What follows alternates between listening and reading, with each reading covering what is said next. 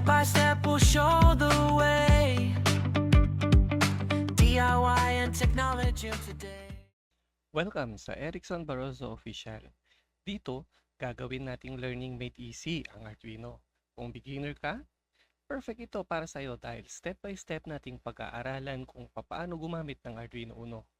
Mula sa basic setup hanggang sa paggawa ng sarili mong mini projects.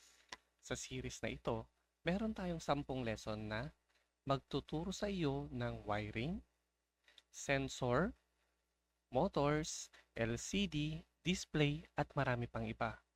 By the end, makakagawa ka ng sarili mong automation system o simpleng robotics project. Kaya, kung handa ka na, let's start your Arduino learning journey. Tara, simulan na natin. Step by step we'll show the way. DIY and technology today.